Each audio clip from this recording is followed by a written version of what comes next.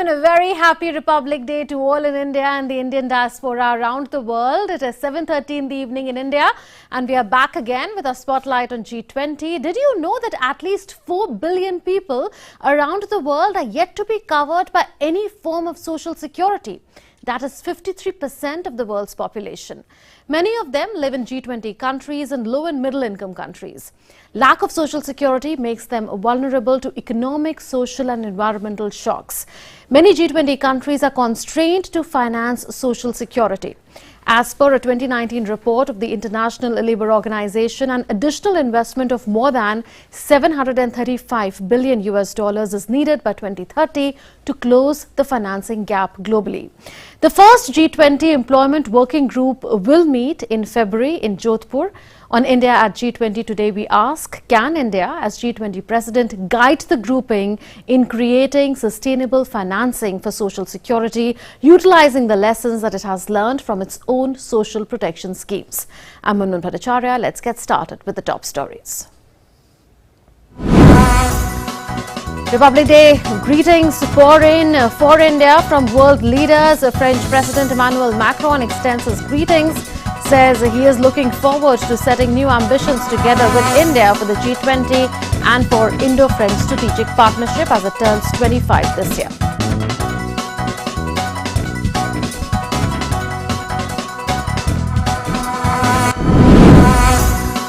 Indian embassies around the world celebrate India's 74th Republic Day. Indian Embassy in Beijing screens a G20 video Bharatnatyam performance and a play in Hindi at a cultural program to celebrate the occasion.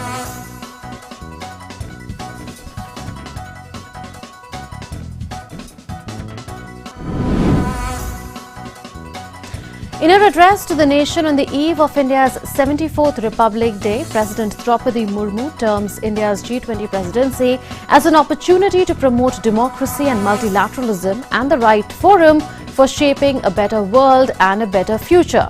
Ambassador of India to Nepal reads out the president's message in Kathmandu. Hyderabad prepares to host a Startup 20 Inception meeting on the 28th and 29th of January. An initiative of India's presidency, Startup 20 will establish a collaborative platform across diverse sectors to complement and contribute to economic growth of G20 countries. Jodhpur will be hosting the first Employment Working Group meeting from 2nd to 4th February. So how is the city preparing for it? Here's a sneak peek into the preparations.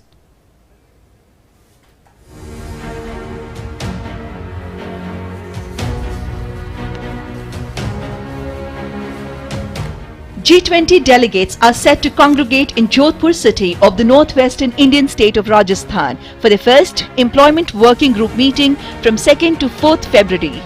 Preparations for the meeting are underway at the Mehrangarh Fort, Umaid Bhavan Palace and the city's private hotels. Representatives of Indonesia and Brazil will address the inaugural session of the meeting. Union Jal Shakti Minister and Jodhpur MP Gajendra Singh Shekhawat and Union Labour and Employment Minister Bhupendra Yadav will also address the session. The second session will see deliberations on addressing global skill gaps and the final session will see addresses by delegates from participating countries on the same subject. Prominent places in Jodhpur will host the delegates. Jodhpur में आने वाले लोगों का शहर के सभी लोग स्वागत सत्कार करें और हमारे शहर की समृद्ध उन्नत जो सेंस ऑफ हॉस्पिटैलिटी है, स्वागत अतिथि सत्कार की परंपरा है, इस सब को जो है दुनिया के सामने शोकेस कर सकें. Special arrangements have been made in Jodhpur to welcome the delegates with Rajasthan's traditional hospitality. Delegates will start arriving in the city from 1st February. Rajasthan's heritage and culture will be showcased to the delegates from the airport itself. A farm of pearl millet or bajra and a demonstration of biscuits made from it will be shown to G20 delegates at Umaid Bhavan Palace. A live demonstration of weaving of hand-woven rugs will be done before the delegates in Salavas in Jodhpur. The delegates will get a taste of Rajasthani cuisine. The city's squares are being adorned with the colours of Rajasthan to welcome the delegates. An LED cutout of Mehrangarh Fort and a turban will also be showcased. Delegates will get to perform yoga. Over 70 mobile towers have been upgraded and new towers have been installed to enable a smooth internet experience for the G20 delegates. 30 new high-tech CCTV cameras have been set up in the city to beef up security. Preparations are thus underway in Jodhpur to make the G20 meeting a grand and productive one. With Bureau Inputs, Shyam Singh Devra's report from Jodhpur for DD India. So 4 meetings of the Employment Working Group will be taking place this year under the Indian presidency before the Labour and Employment Ministers meeting on the 21st of July. The mandate of the Employment Working Group meeting is to address priority labour, employment and social issues for a strong, sustainable, balanced, inclusive and job-rich growth. So what are the priorities identified by India for its presidency? We tell you that next. There are 3 focus areas that India has identified under its presidency for labour and employment. The first is addressing global skill gaps. How does the government of India plan to do it? As G20 president, we'll tell you more about that later. Gig and platform economy and social protection. What exactly is gig economy and platform economy? Gig economy relies heavily on temporary and part-time positions, whereas platform economy relates to the digital jobs and the tech frameworks, etc., and the workers that are associated with that. The other focus area is sustainable financing of social security. So this is the third focus area. How is sustainable finance made available for social security schemes? So these are the 3 focus areas. Let's take them up one by one. The first is on skilling. So as far as skilling is concerned, the idea is to make a pool of skilled workforce. How exactly does the government of India, as the G20 president, propose to do that? Well, the measures to be undertaken are a workforce demand assessment. So an assessment of the workforce demand would be done across the G20 countries. This is going to be one deliverable. Skill gap mapping and opportunities for lifelong learning. So skill gaps will be mapped for opportunities for lifelong learning, which will be sought to be provided. Global initiative towards common skill taxonomies. So this is what we know about building a pool of skilled workforce. What more do we know about the first focus area? The expected outcomes are these: development of an international skill gap mapping mechanism. So an international mechanism will be made going forward that will map the skill gap. Undertaking skills demand assessment disaggregated by industries, occupations, etc. on a periodic basis. So this demand assessment will take place on a periodic basis by industry and occupations. Unified framework for skills and qualifications harmonization. What does this mean? We'll ask our guest going forward. Let's move to the fourth expected outcome: mechanism for global recognition of skills and qualifications and common skills taxonomies. So skills and qualifications need to be universally recognized, at least in the G20 countries. That's the idea behind this. Let's come to the second focus area. We've spoken about skills. Now let's focus on the gig economy and platform economy and social protection. So areas of discussion will include opportunities and challenges of platform workers. So the opportunities and challenges in front of platform workers or workers that are associated with part-time and temporary positions is going to be one imponderable. Mechanisms for comprehensive data collection of platform workers. So we need comprehensive data collection. We need data which is reliable. Also assessing effects of digitally mediated work on vulnerable working groups. So when there is digitization, what impact does it have on people in general, and what are the other challenges of digital work? That will also be an imponderable.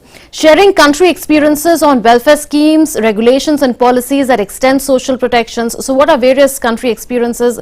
This is going to be a platform to share country experiences as well.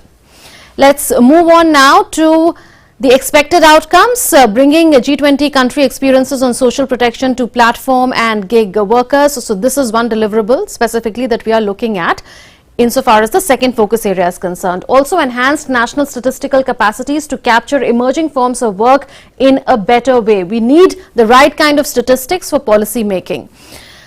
Leveraging platforms and technology for effective data collection and codification. So you need to leverage technology, you need to use data for making policies and for the implementation. Formulating policy options for social security to gig and platform workers. So policy options need to be formulated, they need to be discussed for gig and platform workers, because a whole lot of countries do not have policies to provide social protection to these gig and platform workers, which are now increasing in the countries of the G20, and hence this workforce needs to be catered to, their problems need to be addressed. Sustainable financing of social security. This is, like we told you, the third focus area, social security coverage through various instruments across G20 nations. So this is going to be one imponderable. Also, innovative approaches of financing social security using contributory and tax finance technologies. So what can be various forms of sustainable finance is going to be one discussion point. Best practices of countries providing expansion of social security cover to vulnerable populations. So best practices of countries that are already providing social security cover to the vulnerable population would also be discussed. The sustainable financing of social security, areas of discussion, methods to ensure long-term resilient financing and balancing it with economic growth, especially for those with limited financial capabilities. So there has to be a balance between fiscal health and economic growth. Also, sharing of best practices is going to be a key outcome as far as sustainable financing of social security is concerned, much like the other focus areas. What more can we expect? Recommendations on welfare entitlements that should be prioritized based on fiscal space, etc. So there will be limitations even going forward as far as fiscal space is concerned. So that also needs to be kept in mind while formulating policies. Explore availability of international development assistance and mechanisms to support social security systems. So we need to explore the possibility of ensuring finance through various sources, not just domestic. Development of policy options for financing of social security. So policy options also need to be developed for financing of social security. So these are various imponderables. Let's get perspective now from the guests joining us. Joining us are Jayant Krishna, former CEO, National Skill Development Corporation's Prime Minister, Skill India Mission. He is a former CEO, and also joining us is Dr. Shashank Goyal. He is Additional Secretary, Ministry of Labour and Employment. Do we have Mr. Goyal with us? I'll go across to Mr. Krishna first. Mr. Krishna, right. So welcome to India at G20. We've seen in detail the probable deliverables going forward. But for starters, I want to ask you that how were these three priorities identified by India in the first place, and how do they build on what past presidencies have achieved?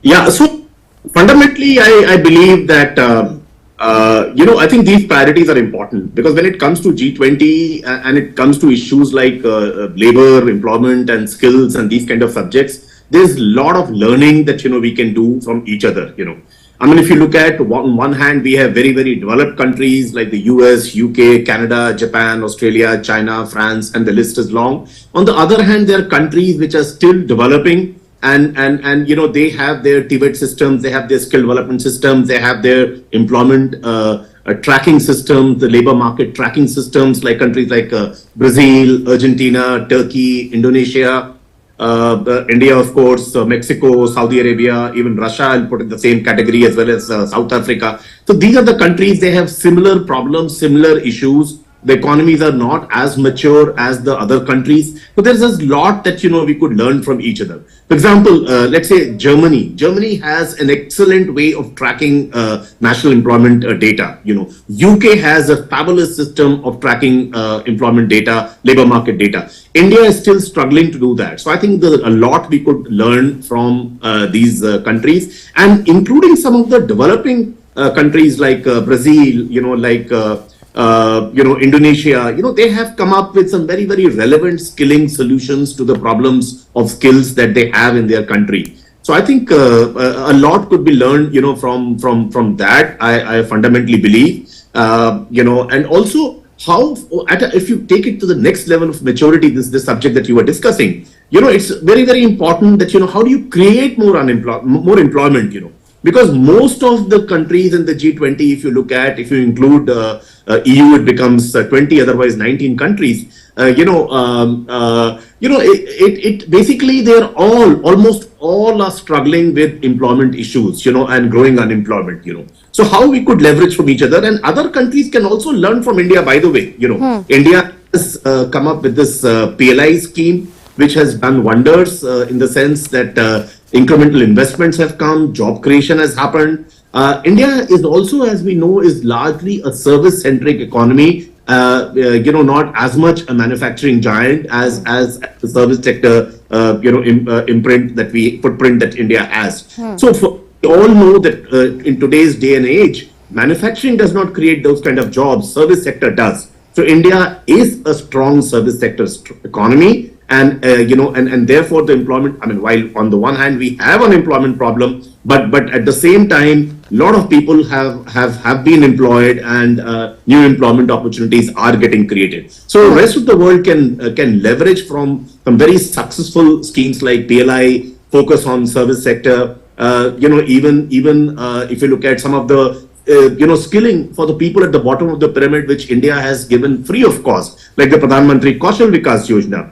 There are a whole lot of, almost 14 million people were trained in, that scheme, So I think there are a lot. In the country, we have almost 700 Pradhan Mantri Kaushal Kendras. There are almost 14 to 15,000 ITIs. So I think there is a very, very strong footprint we have, where skilling for people at the bottom of the pyramid. I think India has really come up with some worthwhile solutions which rest of the G20 countries can learn, especially those which are yet not developed economies. I think they can also learn, we can also learn. So that's the purpose of a forum or a platform like G20, that we learn from each other, not be too prescriptive, but figure out which other countries have similar issues, what kind of strategies they have deployed, and learn from each other. So I think it's a golden opportunity for India to learn from the employment, labor market tracking. You talked about gig economy. That's of course very important because that's the largest growing sector in the employment market. So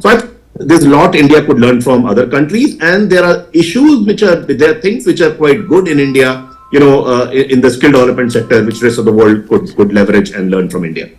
Fair enough. I was coming to the specific deliverables. We've spoken about how there could be harmonization of various skills. What is the problem currently that a country like India faces, especially its people? They have a particular skill set, they have certificates that certify that, they have qualifications. Yet, are they recognized in other countries? If not, does the skill harmonization framework promise to address this issue? Yeah, so I think it's very, very important. See, let us understand the difference between the developed economies in the G20 versus India. I mean, in India, in the skill development space, the issue is that India has huge numbers, and it's a very, very cost sensitive market, Whereas the developed economies like Canada, Australia, US, UK, France, most of EU, they are countries where the numbers of people to be skilled are few, but the money per person to be spent is available at hand is more, So I think this kind of dichotomy does exist, and but I think the mutual recognition of degrees as well as skill qualifications can happen. But then there has to be parity in the output, the skills quality levels also. That's very, very important. I mean, most of the people who go from India, we hear that, let's say people who go to Middle East, even though they may have a basic skill, but they'll have to do an incremental, a delta program in that country to become employable. People going to Japan, for example, the government of India has an exchange program with Japan. Japan is an aging economy. They need a lot of people from other countries, including India.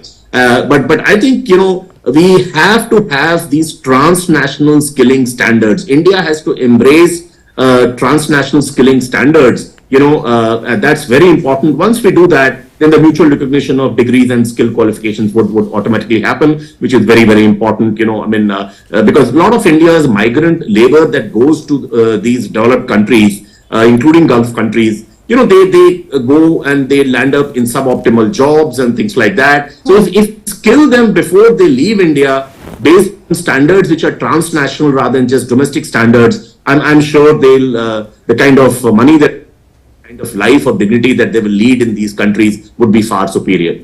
Okay, let's get a perspective from the Labour Ministry now. I'm going across to Dr. Goyal, who's joining us on the phone line.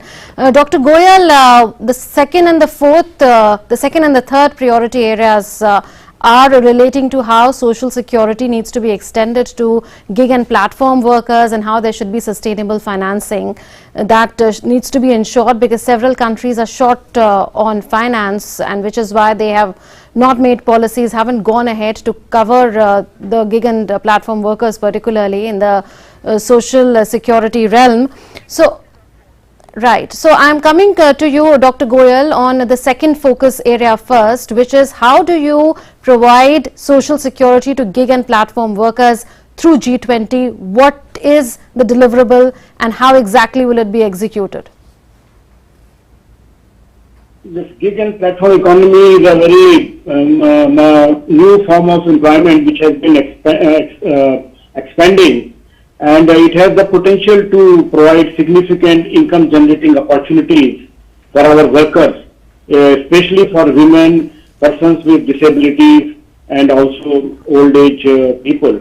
And it provides advantages to workers to complement their existing incomes, work from home, and exercise job flexibility. A lot of advantages are there for the workers and even businesses and customers because of this new form of work. But this area has certain disadvantages, like there is no sustainable and security of income. There are gaps in social security coverage, and they don't have access to collective bargaining, and the terms of contract are also a disadvantage to these workers at times. So what we have proposed that this is an important area which the G20 countries in the employment working group, they should discuss, and they should also collectively work towards how to deliberate on issues like better data collection and on platform work, and also share experiences on welfare schemes and regulations in these countries and policies to extend social protection to these workers. So what we are expecting in our deliberations is that we will be able to, we will get recommendations on how to formulate series of recommendations on how to extend social protection coverage to these workers and in the platform and gig economy. And we are also expecting some guidance amongst the countries on how national statistical capacities and methodologies can be enhanced to better capture emerging forms of work, including the gig and platform work. And so Dr. Goyal, if I can come in now, I wanted to ask you whether India has identified some of the best practices in some countries of the G20, particularly which provide social security coverage to gig and platform workers, which could come up for discussion and which could perhaps be shared on the G20 platform and incorporated in other countries. Yeah, in fact, India has done new labor codes have been created, and in our code on social security, for the first time, India has defined what a gig and platform worker would be. And we have also put in place in our social security code a system in which social welfare fund, social security fund for the gig and platform workers would be created at the national level, in which there will be contributions from the workers, from the platform employers, and also from the government, in which social security schemes would be provided to these gig and platform workers. Right. So what is the status of that? Right. What is the status of implementation, sir, of that initiative, and what is the timeline of implementation that we are looking at? Broadly speaking. Well, now we are in the process of finalizing our the social security codes and the rules under them. And once we are able to finalize the rules, because in certain areas state governments also have to frame the rules.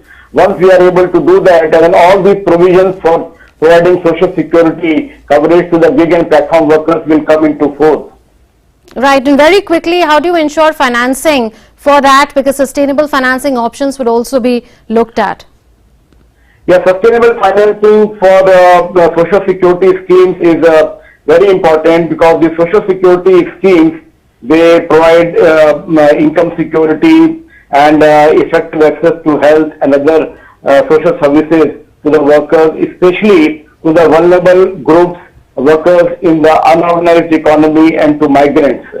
So this is and the sustainable financing has been a very contentious issue, because there are different forms in which financing can be done. It can be done by contribution by workers, contribution by the employers, and financing by government through tax revenues. So a lot of options are available, and we want to use this opportunity to share the best practices of sustainable financing mechanisms for providing universal social security coverage. Because India has an elaborate system of social security, even though still gaps are there, but we can learn from the experiences of the other countries and also share our experience to them.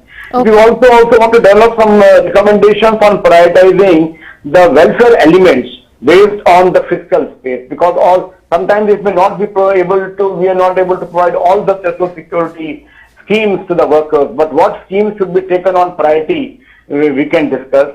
And we can also discuss on development of policy options, including social insurance schemes, tax finance schemes, and a mix of both schemes to ensure sustainable financing of our for workers for their social security. Okay. So I think India has a lot of experiences to offer on this front of financing social security, even though still gaps are there. And we can also learn from the experiences of others, and then G20 countries can come to a common understanding on how to prioritize the welfare schemes for the workers and how to provide a mix of different options, policy options for financing them.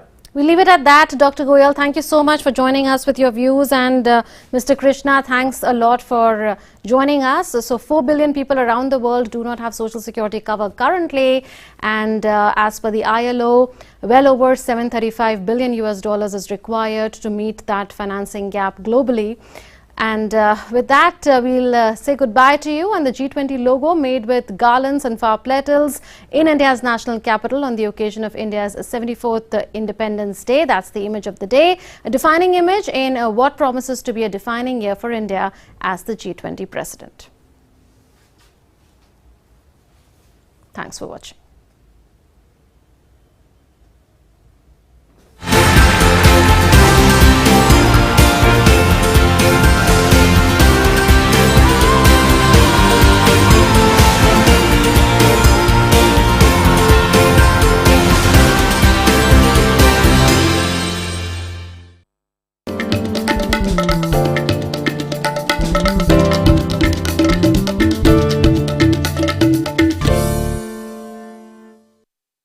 The changing world of news. Headlines that you wake up to. News that shapes your day. Stories that matter to you. The latest and most accurate updates. A fresh start to a new day. The Breakfast News, Monday to Friday, 8 a.m. on DD India. ये विशाल है ना, इसका सब proper चलता है। कल उसके bank account में 15,000 रुपए का फ्रॉड हुआ है, पता है? इसको तो कोई टेंशन ही नहीं होती है, देखना। टेंशन क्यों? मेरी कोई गलती नहीं थी। फिर भी फ्रॉड होने पर मैंने तुरंत बैंक को इन्फॉर्म कर दिया। आरबीआई कहता है अगर आपके अकाउंट से किसी ने धोखे से पैसे निकाले हैं तो बैंक को जल्द से जल्द इन्फॉर्म कीजिए। 3 दिन के अंदर इन्फॉर्म किया तो कोई नुकसान नहीं होगा। जितना लेट करोगे उतना ज्यादा नुकसान। और सुन, सब चलता नहीं है, प्रॉपर चलाना पड़ता है। आरबीआई कहता है जानकार बनिए, सतर्क रहिए।